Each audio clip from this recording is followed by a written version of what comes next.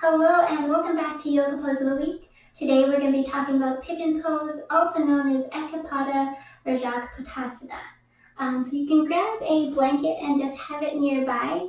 So this pose really helps to open up the hips, which helps with mobility and flexibility in that joint. Stretches the hip flexors and the lower back, as well as can aid in digestion and mental well-being. So there's a couple different ways to get into this pose. So I'm going to show you the two variations as well as a supported method if the hips are feeling really tight. So to get started, you can first way to come into this pose is to just come onto all fours, and you're going to bring the hands out and from away from the body. And we're just going to lift the right leg back and then draw the knee in towards the hands. So once you're in this position, your foot is going to turn out on an angle, your right foot. And you can take a moment here to walk the back knee back a bit. And from here, if this is good enough, you can just stay in this position. Otherwise, you can begin to go all the way down to the forehand, arms, or all the way down onto the forehead. So the supported version of this pose is having a blanket nearby just to help support the hips so that you are getting a little bit of weight off of the hip here. So this is another variation.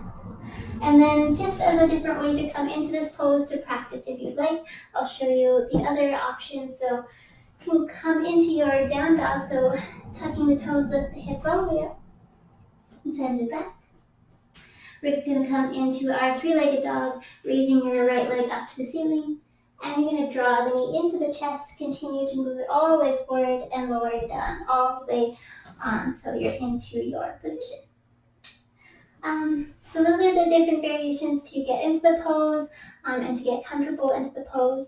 And then once you're here, we're going to be in this pose for about 5 to 10 breaths or a little longer just to begin to feel some stretching and relax into this pose.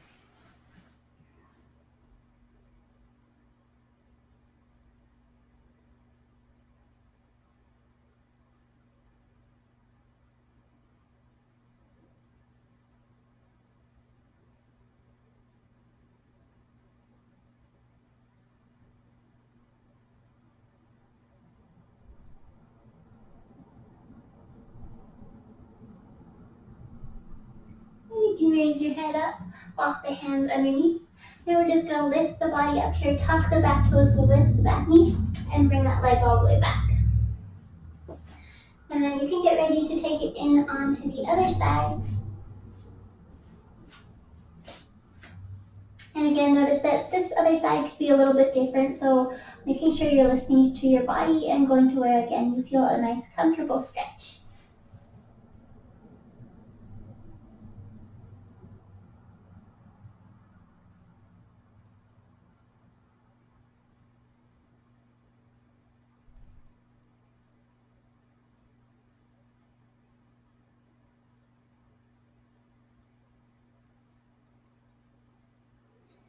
You can begin to raise yourself all the way back up off the mat. Tuck the toes, lift the back knees, send that leg all the way back.